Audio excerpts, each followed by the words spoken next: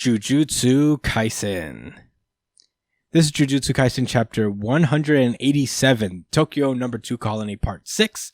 Last we left off, Hakari has been in unkillable mode, where the after effects of his domain, should he hit a jackpot, are that he is basically unkillable for 4 minutes and 11 seconds after the domain disappears, which is about the length of a very popular anime theme song, it seems. So, that just happened. He's been fighting against Kashimo, for a little while now, and then he has just now recently been able to reactivate his domain, because he can do that. After the song ends, because he hit the jackpot, he can just reactivate his domain in perpetuity so long as he continues to gain jackpots. Pretty crazy. Very broken. But anyway. Yeah. Yeah. Kashimo gets put into the domain. This is his first time in the domain, actually. Hakari is not nervous at all. No.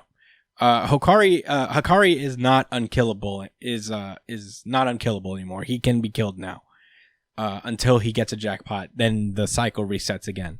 So basically, when they get into it, he has to kind of like survive Kashimo attacking him directly, until the jackpot is drawn again. He seems to be able to just fucking rub off the damage he gets. He does this thing called continuation after he gets beat up a little bit, and it's explained in the captions because I can't summarize it. Hakari is doing one consecutive effects sequence.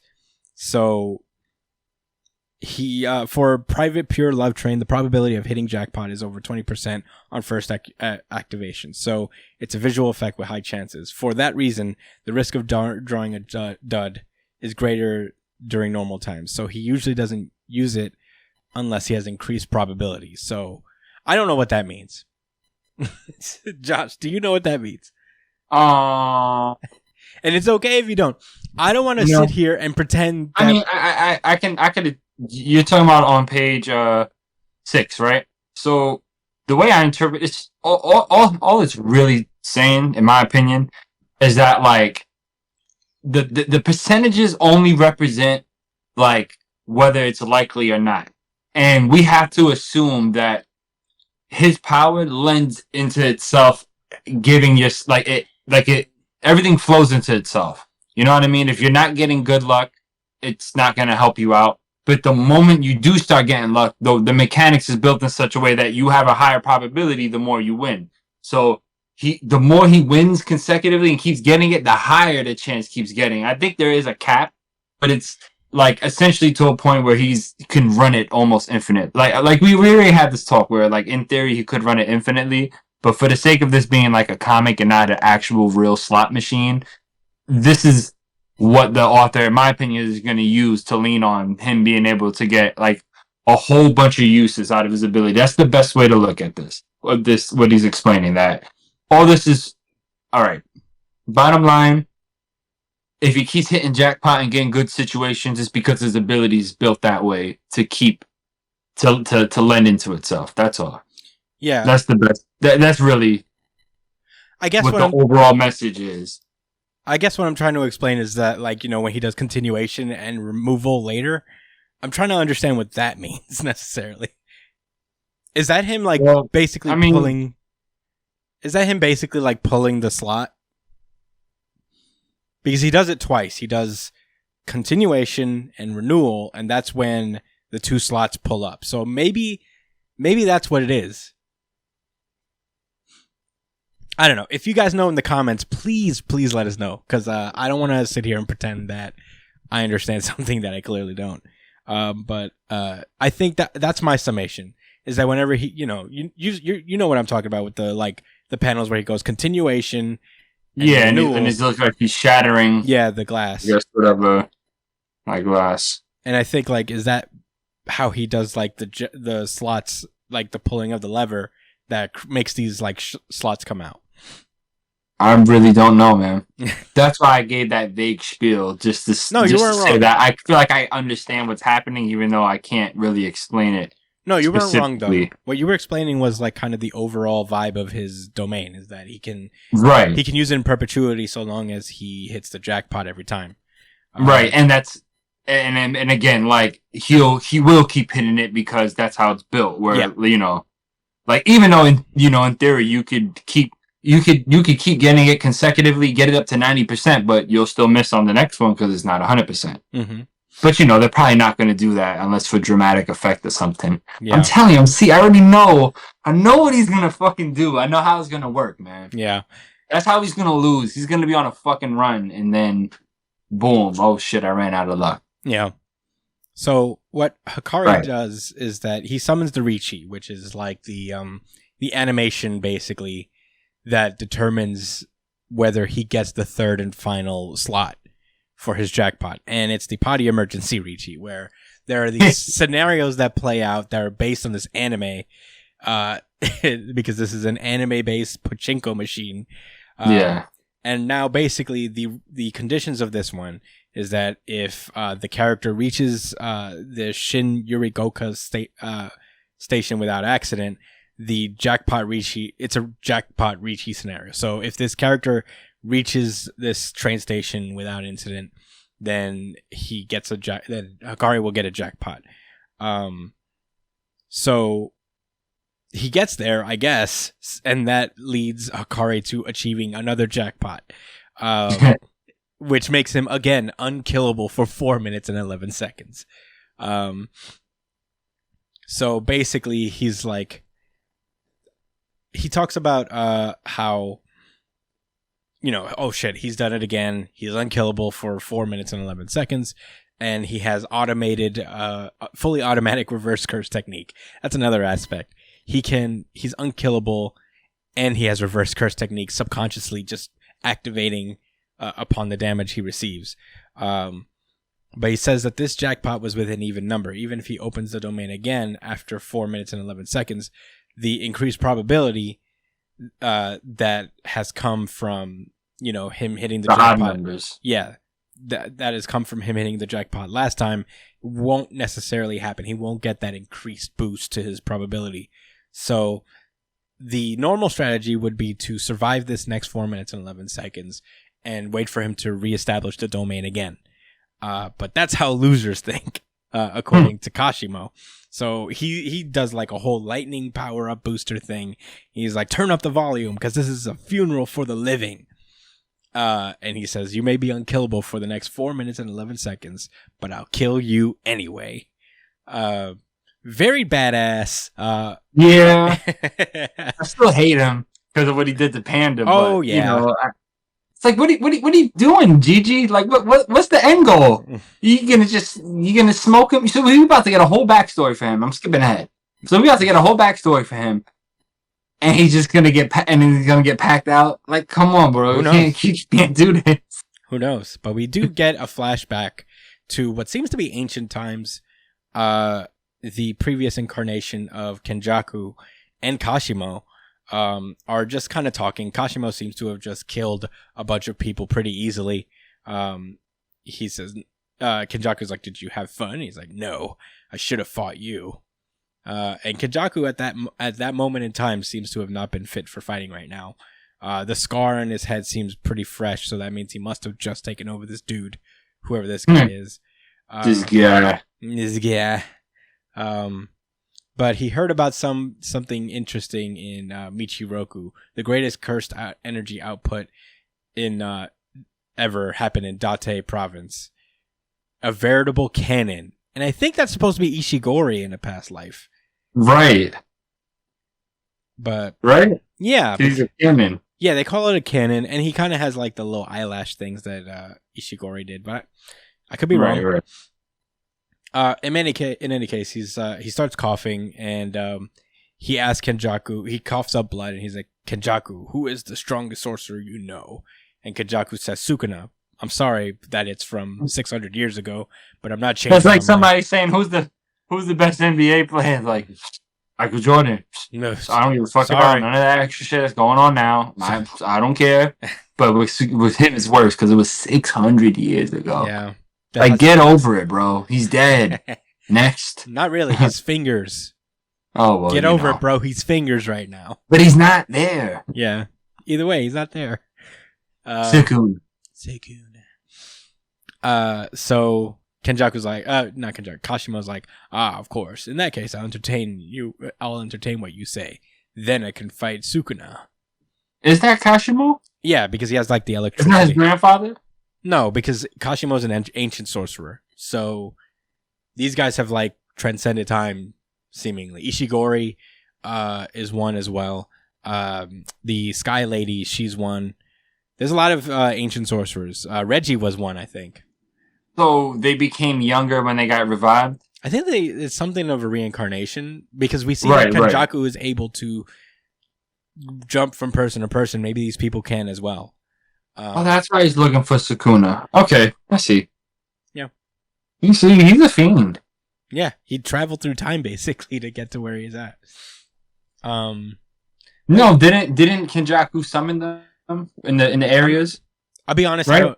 I don't think they've really explained how these ancient sorcerers got here yet. We just know they're here. Kenjaku just mentioned that he seems to be able to like commune with them in some way or summon them in whatever way. I don't know if he specifically summoned them, but that's the general sense that we're getting here. Either way, I'm sure we'll get an explanation for that at some point. Or if you guys know and we missed it, let us know in the comments. But that was the end of this chapter. Josh, what did you think? Hikari's ability, as interesting as it is, I can't help but feel it's very limiting. You know? Like, I don't feel the same with Okotsu, where, like, I get it. I know what his ability is. He could copy, and then he's just a powerhouse with you know, like, a duo with Rika. But for some reason, I still feel like, you know, we're going to see a lot more creativity from him. Whereas, I don't know, as I watch this guy fight, I get it. Like, he's this unstoppable force. He's very gimmicky. Mm-hmm. He's very gimmicky for someone else supposed to be super duper strong, which I'm not saying he isn't strong, but after these two fights, you know, what more can we expect from him? Well, as far as growth goes, you know? Here's my rebuttal to that. I think he has to be strong because his domain is very strong, but he has to survive for a while. He has to be able to like fight off people trying to kill him in his own domain. He's not really safe from that. Because as you see, like he has to like basically hand-to-hand combat Kashimo and not die. How does he deal with other people's domains, you know? I don't know. We didn't really get to see domains being summoned at the exact same time fight because they all collapsed on each other with Okotsu and the other guys. Yeah. But that's fair. I don't know. But yeah, go on. Sorry. No. You good. Yeah. What was I was talking about him? Yeah, so I don't know. I still think he's really cool, but I'm not too optimistic about him as a character. But it is what it is. You know, we all vibe with different characters. Mm-hmm. You know, Hikari, he's cool. They given us. I mentioned it earlier. They given Kashimo so much shine. I mean, like it's just weird, like how much of an animal he is. Like he's literally telling him that for 4 minutes and 11 seconds he can't be killed. Like, bro, what are you smiling and happy about? You know, like I get it. He's gonna say, "Oh well, you know what I'm gonna do is just keep beating the shit out of you, even though you can't die. I'm gonna keep smoking you, and then after 4 minutes, I'm gonna just kill you regularly." I get it. Mm-hmm. I get that that's what he wants to do. I still hate what he did to Panda, though. Yeah. So that's that. Yeah. I definitely. I wonder if we're gonna get a further backstory with Kashimo. I have a feeling we're probably not. Yeah. I think I don't consider Kashimo a good person, and I definitely hate him. I don't love him for what he did to Panda, but I do find him interesting. And I think like the more time passes in the culling game and the more of these sorcerers that we end up fighting, the more we get deeper and deeper to each of their pasts. You know, we got a little bit with Ishigori and the Sky Lady, I forget her name. But yeah, we're definitely getting a more intense backstory with Kashiwa. I don't know if they're going to continue it necessarily. They could just like start the new chapter with the continuation of the battle. Yeah. But I don't know. The vibe I got at first, I thought they was going to start a backstory just because he brought it up. Mm-hmm. But it could just be the case that it was just this little flavor thing, so you got an idea of what his whole... We get it. He just wants to fight people. That's his whole passion and being. Yeah. So, I get it. I don't feel like... What else are they going to show? Like, something that happened? We get why he wants to find Sukuna. He just wants to fight that nigga because he thinks he's the strongest. Mm-hmm. Yeah. So... Yeah, that's interesting because it's not really Gege's style to give like intense backstories to his characters for the most part. Yeah, unless it's relevant to the plot. Yeah, we get like when the person that Kenjaku is taking over. What was the guy's name originally? Geto. Yeah, his backstory was actually super relevant to the plot. Yeah. Yeah, they don't. It's not like One Piece where they'll just like take a break from the overall story to give a multi-chapter flashback. They did it for Nobara for one chapter before she died. So, you know, that's an exception to the rule. We never got like an Itadori flashback, a Megumi flashback. All the backstory that we know for these characters are kind of revealed in dialogue. So, you know, I don't know. Maybe he won't go into the backstory at any detailed flashback. Maybe he will. But that was just a comment on, I guess, his general vibe, his style. He doesn't tend to do that. Overall, the chapter itself, I believe this was my really good chapter of the week, and it is also the audience's really good chapter of the week as well. Certified RGC. Certified RGC. Certified RGC. Yeah, I mean, I don't know. It was just a really good chapter. For me, of the week. Yeah, of the week for both myself. And if you guys want to vote on the really good chapter of the week, we do a Twitter poll every week, where we have the chapters that we read, and you guys vote for your favorites of the week, and we'll announce it on here. Sometimes the hosts of the show and the audience are in accordance, and it gets a harmonic RGC for which I have to make a new drop for. But that being said, check us out there. But yeah, I really vibe with this chapter. Jujutsu Kaisen, when it's in action mode, is very fun to read, and I've just been having a blast with Jujutsu Kaisen for a while. Despite One Piece having like, I guess technically a bigger chapter plot wise, I think like next week will be way more giving on that front. So that's why I gave Jujutsu Kaisen my RGC this week. Yeah, I just really had fun with it, and it was interesting to see that era of sorcerers, of Jujutsu sorcerers, because we haven't seen it yet, like been in that past. Yeah. So to get a little peek into that was very cool, and I'm excited to see what comes next. Jujutsu Kaisen is not on break next week, so that's exciting. Right. Neither is One Piece, for that matter. Nice. So we might be getting a nearly full house next week. Sans Black Clover, of course.